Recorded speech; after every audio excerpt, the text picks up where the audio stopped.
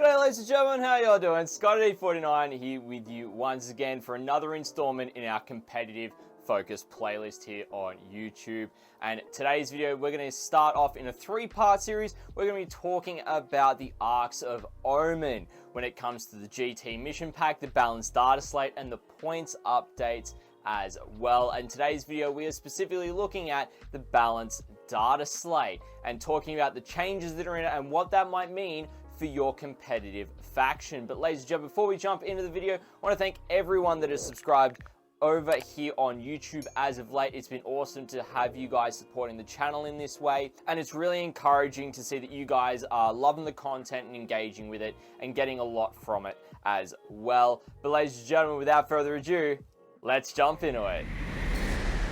Alrighty everyone, so last week Games Workshop did release the Balance Dataslate for Warhammer 40k that is meant to be used alongside the Arks of Omen GT mission pack. And that mission pack is actually being released tomorrow at the time of recording. So we're going to discuss the changes that happen in this January Balance Dataslate and what it means for each of the factions that did see changes in it. Now the first one up is we're looking at the overalls that affect multiple factions, and the first one is Armor of Contempt. Now, Armor of Contempt has actually been removed from the Balance Dataslate for all Adeptus Astartes, Heretic Astartes, Adeptus Sororitas, and Astra Militarum vehicles, meaning that you no longer reduce the AP of weapons that are firing at you and the damage you're taking by one, so you're still gonna cop the full brunt of massive AP firepower from anything from AP3, AP4, AP5, maybe even AP6 if it exists in the game currently. So that means that yes, there mightn't be as much survivability that you have on the table because of the higher AP. However, I do like the fact that they did remove it. Armor of Contempt always felt like a bit of a band-aid fix rather than trying to adjust the Space Marines or Adeptus Sororitas or Hereticus Astartes or even Astra Militarum vehicles in another manner. And in the game, there are a lot of factions that do solely rely on AP-1 or AP-2 weapons, meaning that with Armor of Contempt gone across about half the factions in the game, they're actually going to have a significant higher impact in those games rather than feeling like, oh, I can't really do much except try and push through and make you take as many saves as possible when you might be in cover with Armor of Contempt with an AP-1 weapon with a 3-up save. 2-up save, no way to reduce that, really does hurt a lot of AP-1 weapons, and even AP-2 then go, okay, cool, you're still getting your base armor save. So it's a nice change, and I think it's going to bring a much needed shake up to the meta and give some other armies that do rely on that lower AP weaponry a bit more of a chance. Stuff like Drakari, Necrons, things like that. However, personally, as a Marine player, it does hurt me a little bit, particularly when you combine it with some of the points changes we're going to talk about in our next video in this series as well. The second core change for every faction in the game actually only relates to one faction here, and that's for indirect fire weapons. Previously, this rule did exempt the Astra Militarum from suffering the effects of this rule with their artillery, things like manticores, basilisks, etc. Now, they have changed this so that Astra Militarum are no longer exempt, and this is likely due to their new codex, meaning that they'll have rules within their codex, quite possibly. I haven't had a full look at the new Astra Militarum rules myself, I'm just making an assumption here, so please tell me in the comments if I'm wrong, but I believe there are rules in the codex that do help artillery better than what the indirect fire Balance Dataslate rule does. So there are ways for the Astra Militarum to still get around the punitive penalties to shooting stuff without requiring line of sight. You've just got to use your codex to be able to do so, I believe. Now, we're going to start getting into some of the factions, and the first one up is one of the big bads at the moment that a lot of people are really happy with, and that is Chaos Demons. Now, as of late, we know that Chaos Demons have been quite popular since their release, particularly the Flamers of Tzeentch, and how easily it is to bring them into any other Chaos Space Marine army or Thousand Suns army, or even seeing it with Chaos Knights as well at times, which is really weird. How well points they are and their ability to just ignore to hit penalties, being able to overwatch, move fast, get in range really quick. They've just been really good for 25 points per model. However, with the auto-hitting D6 +3 assault shots at strength 5 -2 AP for 1 damage, Flamers with a possible maximum of 9 shots, with a stratagem to get max shots at units that have 11 or more models for 25 points a model. Very efficient, as I've said, and also very tough to deal with because of that Overwatch. So the change to the demons here is that Flamers are Siege, the flickering flames for their flame attack no longer auto hit, meaning that they have to roll on their ballistic skill of a 3+. Now, it is a 3+, so they're going to be hitting 66% of the time, but it still means that they're not automatically hitting with everything, and I do quite like this change. It will tone them down significantly, particularly for assault armies, meaning that if you take something like Creations of Bile or Blood Angels or a combat Space Wolves army, and you're going to try and get into combat with Flamers of Tzeentch, they're no longer automatically hitting you with that many shots in Overwatch. You actually get a decent chance of getting into close combat and being able to kill them in close combat if you're able to close the distance and make that charge. Overall, I think it's a nice points change, and it does bring them back to being an efficient choice without being too efficient, because previously in the automatically hitting, I think they should have been about 35 to 40 points per model, personally. Now, the next change is for standard Space Marines. Now, Space Marines actually receive 2 different changes here and have had 1 change reverted since the last Balance Dataslate. So first up, the Salamanders are actually back to their original chapter tactic, counting AP-1 as AP0 with the removal of Armor of Contempt. So I like the fact that they've given them back their previous version rather than being like, yeah, cool, you just still don't get rerolls to wound. I like that they've changed it back and not kept it, ignoring reroll to wound. Now, the first addition in this Balance Dataslate is the change to combat doctrines. Now, what the change is that they're no longer turn locked, which means you're able to change, but once you change doctrines, you can't change back. So you start off in Devastator Doctrine for Battle Round 1, and from Battle Round 2 onwards, you can swap to Tactical Doctrine at the start of any following battle round, and again, once you do change, you can't swap back to Devastator across the whole army. Of course, there's stratagems and warlord traits that allow you to change particular units into different doctrines. Now, if the Tactical Doctrine was active during the previous battle round, you can choose to swap to Assault Doctrine for the current battle round and for the rest of the game. Now, you might think that that's a good change, and it is. There's a lot of armies that benefit from this. A lot of the Marine factions that have got 8th edition supplements, or even the 9th edition ones as well, that benefit from things like Devastator or Tactical Doctrines, can now have those for the entire game or the majority of the game, because you do still start off in Devastator, which means you have to wait until turn 2 to swap into Tactical. However, the downside is that if you're playing an assault army like Blood Angels, you actually don't see much of a benefit from this, because you would still be changing into Assault Doctrine from turn 3 onwards, like the previous doctrines. The second new rule for the Adeptus Astartes in the Balance Dataslate is that Adeptus Astartes troop units that control an objective at the end of your command phase now grant you the ability of that objective remaining under your control even when there are no models within range of it, until your opponent controls it at the end of any subsequent phase. So again, this is a really nice change for them. It means that you can put units on there, and if you get first turn, and you've got forward units like Infiltrators and Cursors, even Scouts, but they're not troops, so you don't get the benefit with them, so Infiltrators and Cursors are going to be really good here to be able to stick on those objectives. You get first turn, and you can hold it during your command phase, move them away, use guerrilla tactics to get them out of there, things like that to still hold them. Now, I do like this change, and I'm keen to see how it does happen. However, the one thing I'm not a fan of with it is that it's locked to just your command phase, whereas your opponent can take it off you at the end of any subsequent phase, rather than also being the command phase. I would have loved to have been one, like both in the command phase, or being in any phase of the game, and that would have made a bit more sense. So then it's even across the board, whereas now it feels a little bit lopsided. But we'll see what happens when we go to 10th edition, or the new Marine Codex, or the next Balance Dataslate, whatever happens first, as to what changes with regards to this one.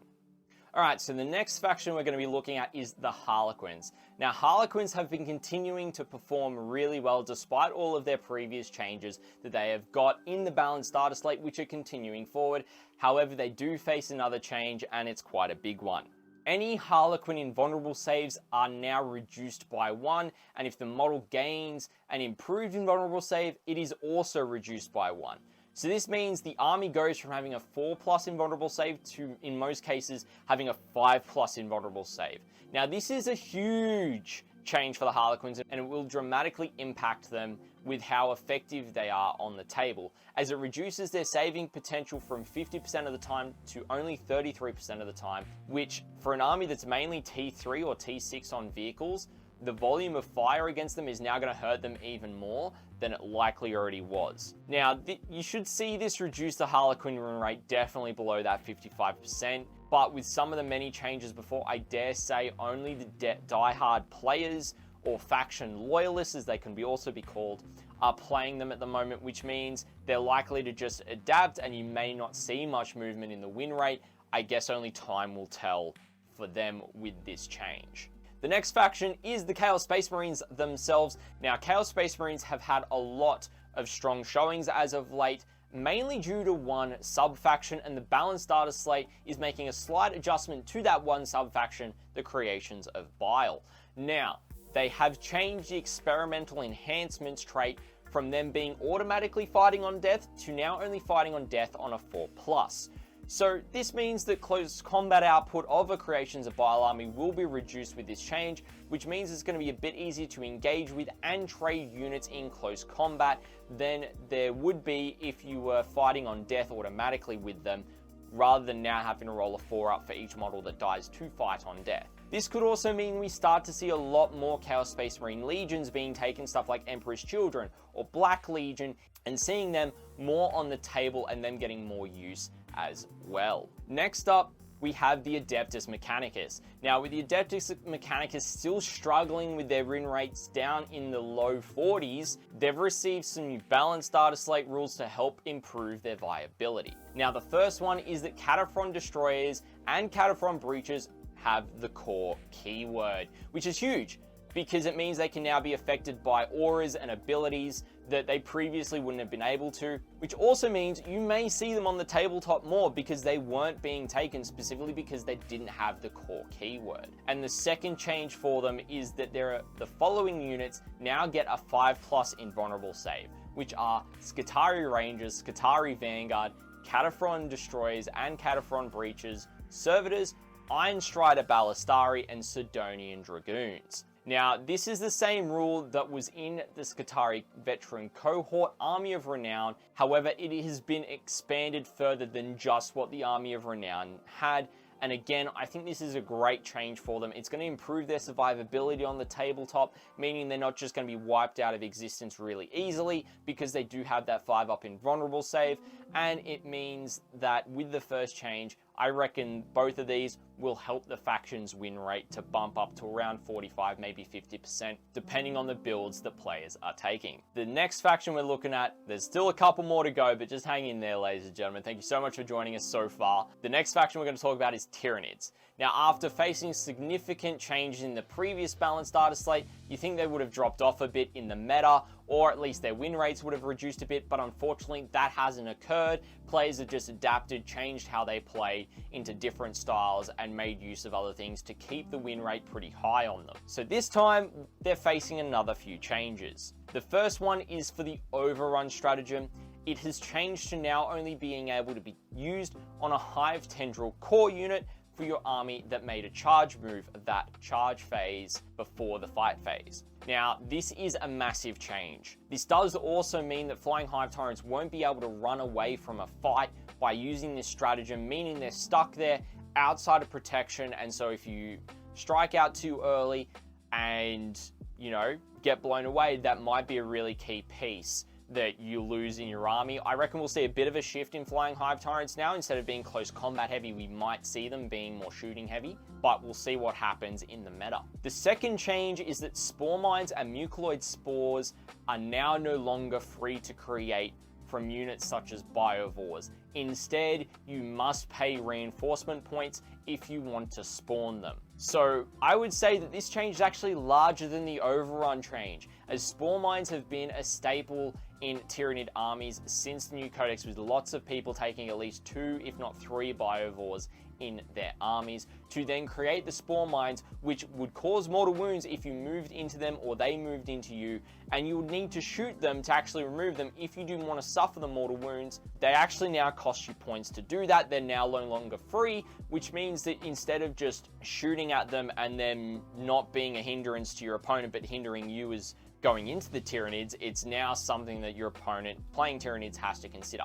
Their main purpose though was as move blockers, because if you didn't want to face those mortal wounds and didn't want to take that damage, you couldn't move past them because they're an enemy unit. So I think that both of these changes are great for the Tyranids in terms of toning them down. However, along with the points changes, I think we're going to see the downfall of Tyranids from being one of the top 5 factions in the meta at the moment, and we'll talk a bit more about that in the next video in terms of the points as well. Alright, now another faction that also saw some changes is one of the ones that I play as well, which is the Necrons. Now, after the last clarifications in the Balance Dataslate, Necrons have been just on the cusp of just being a little too good still, and I think the new balance change actually reflects that and is going to help tone that down a little bit. So the change is that you can no longer take the Eternal Conqueror's dynastic code and take a Circumstance of Awakening, such as Relentless Expansionist, which was the main combo for a long time in Necron armies. Now, I think this change will bring them down to being in that 50 to 55% win rate area, which is going to be good for the faction. I also think that this change may end up resulting in seeing more Nihilak dynasties being taken rather than just Eternal Conquerors, because you actually end up getting more benefits than just the objective secured rule across the entire army, which I think people will lean into a bit more going into Arks of Omen. We see the Adeptus Custodes get some changes here as well to kind of boost them up a little bit and change some of their previous restrictions. So the first one is that Adeptus Custodes core infantry units and Anathema Psychana troops also gain objectives secured. Now, this change does mean that units like Alaris Custodians, Custodian Wardens, and a few other key infantry units that the Adeptus Custodes make use of that have got the core keyword means they get objectives secured back, meaning they'll have more impact on the table. You'll be able to have more units that are able to sit on objectives and claim them for your opponent if they don't have objective secure units on them, particularly when you can take a unit of Alaris Custodians and spend some stratagem points with command points and split them up into individual models with OBSEC. I think that's really strong, and I think that's something we're going to start to see in custody lists as well. Now, the second change is for the Arcane Genetic Alchemy and the Emperor's Auspice stratagems are now able to affect Adeptus Custodes infantry only. Now, once per game was what these rules have lost, which means you can make use of these stratagems throughout your game so long as they are targeting the Adeptus Custodes infantry unit, because they now specify it. You can't pick anything else for them. Again, I like both of these changes for the Adeptus Custodes. I think it's going to bring them up a little bit more, help them out, and maybe get around that 50% or, you know, see some decent work done for them as well. But overall, I like a lot of the Balance Dataslate changes. Again, there's a few that I'm not too big a fan of, and in combination with some of the points changes, may have been a bit of overbalancing or a bit of underbalancing, or it might just be hitting the point just then. But we'll talk about the points in the next video, ladies and gentlemen.